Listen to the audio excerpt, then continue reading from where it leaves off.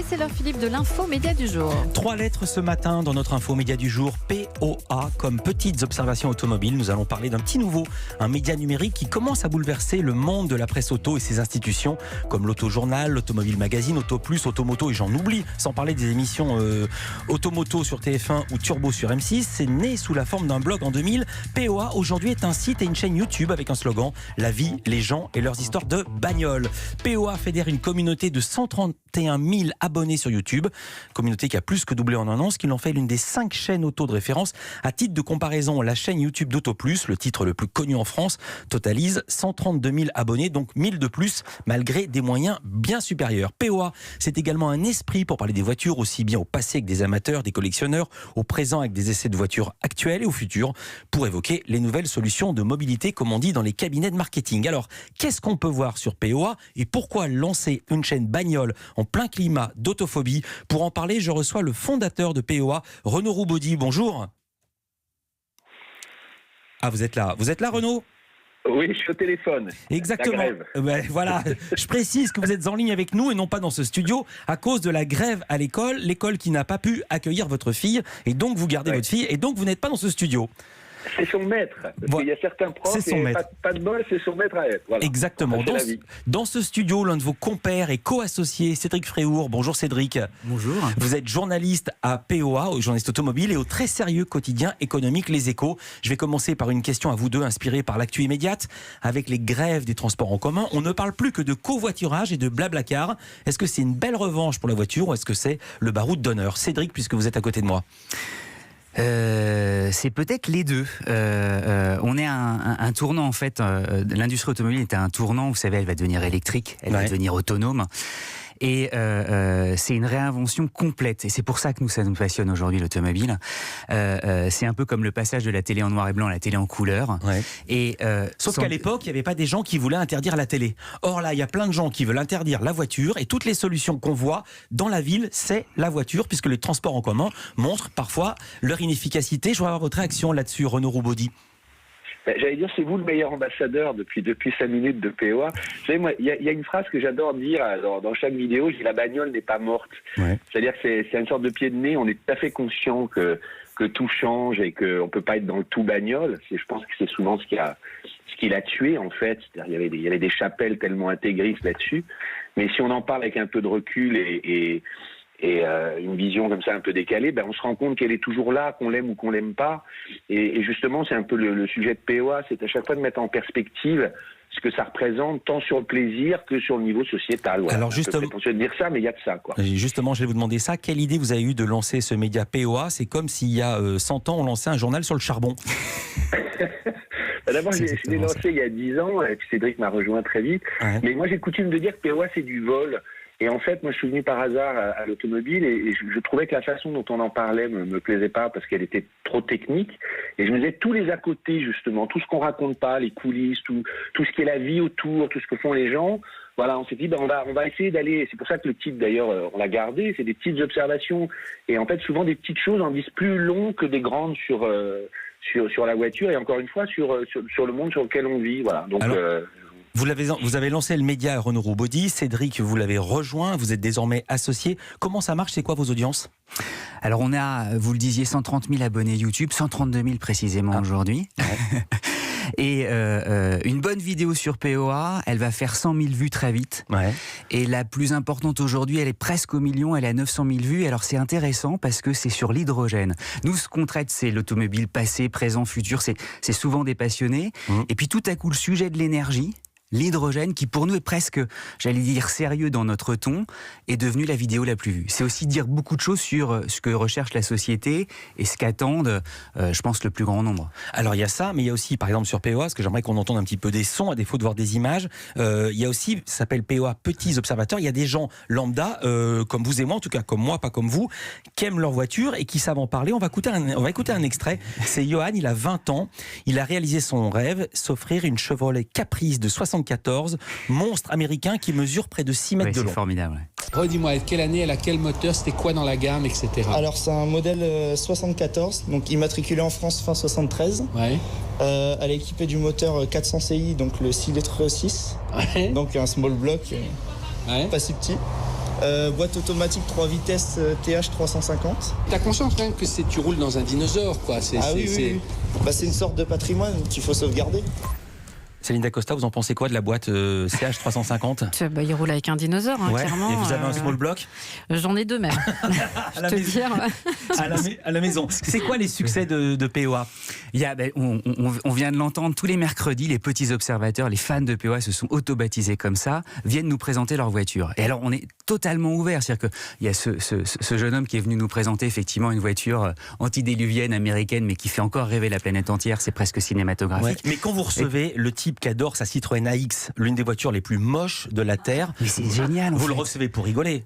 Non, vraiment, parce que tout nous intéresse et parce tout est intéressant. Franchement, mais Philippe, j'ai cru qu'elle avait été redécorée dans son Koukaï. Philippe, il adore son AX. Ouais. Voilà, et c'est ça qui est génial. Pourquoi il l'adore et pourquoi il l'aime. Et en fait, on va découvrir avec lui souvent. Et l'AX, on a tous une histoire avec une AX en fait.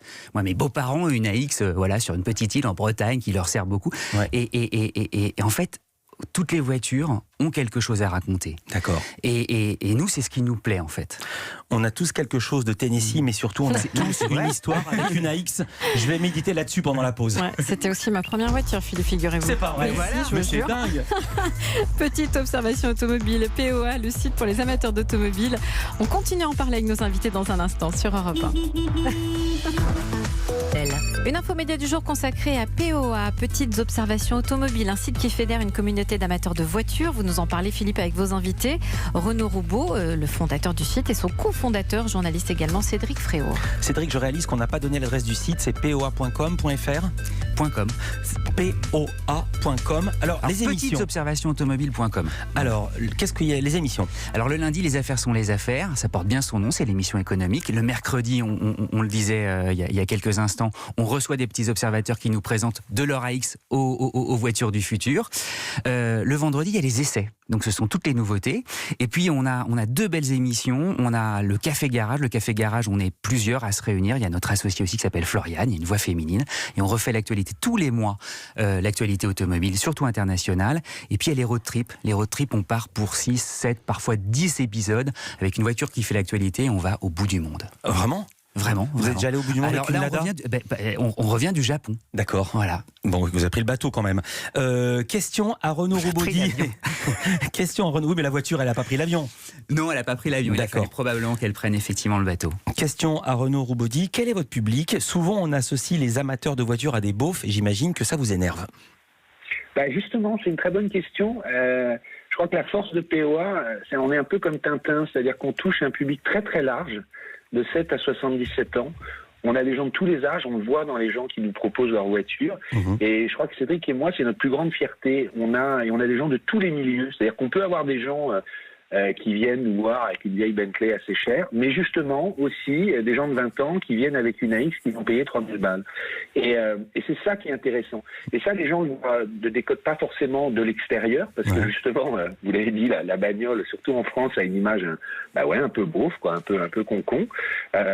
Et là, à l'inverse, on monte tous les jours. J'allais dire, on a vraiment tout le monde, et ça, c'est super. Vous êtes anti-diesel ?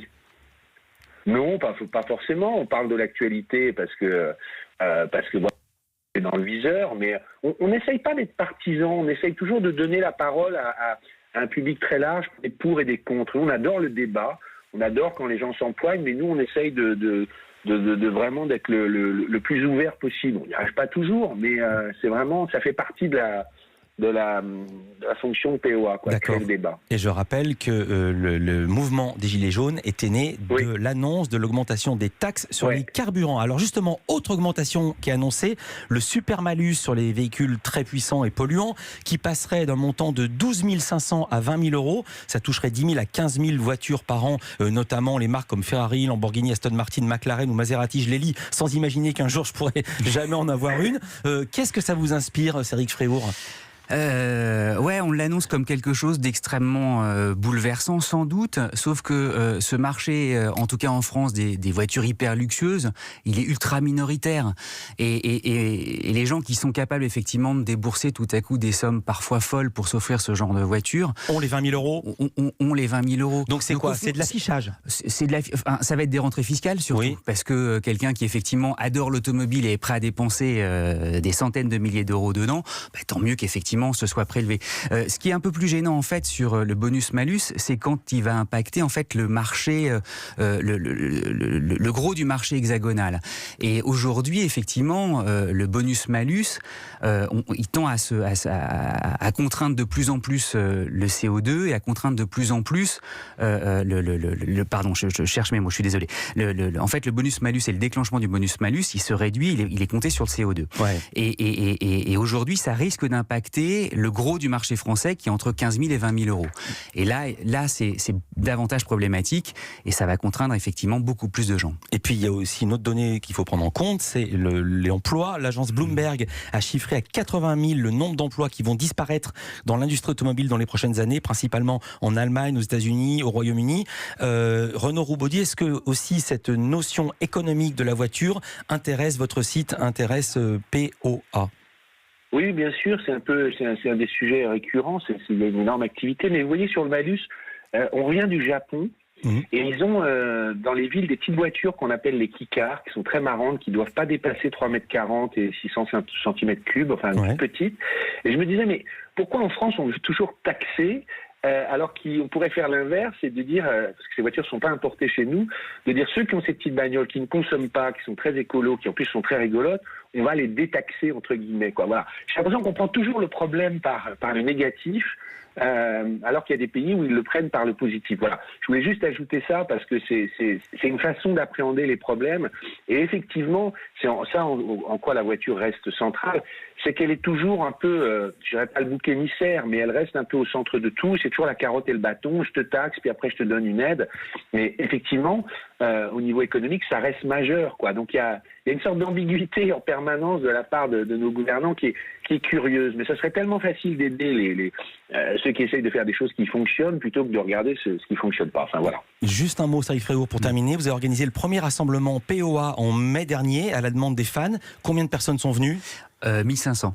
1500 personnes ou 1500 voitures? 1500 personnes et il y avait 500 voitures. Et pour vous donner un point de repère, ça faisait partie quasiment des 10 plus grands rassemblements en France. On a été complètement abasourdis. En fait, on était un peu naïfs. On s'est dit, tiens, il faut absolument qu'on fasse quelque chose. On a envoyé les invitations et au bout de 24 heures, on a dû les clôturer parce que ça débordait. On s'est dit, ça va finir. Voilà. Et ça a été effectivement merveilleux. C'était une sorte de réunion de famille. Je suis trop long. Non, c'est pas que vous êtes trop long, c'est qu'après nous on doit passer des annonces et parfois pour des voitures. C'est juste pour dire que trop de monde qui arrive, c'est un peu comme quand Céline Dacosta faisait une boom avec son AX. Merci beaucoup Cédric Fréour, merci Renaud Roubaudy d'avoir été avec nous. Vous êtes les cofondateurs de POA. Oui, je me souviens très très bien de cette musique. C'était pour des voitures à vivre. Formidable. Robert Palmer.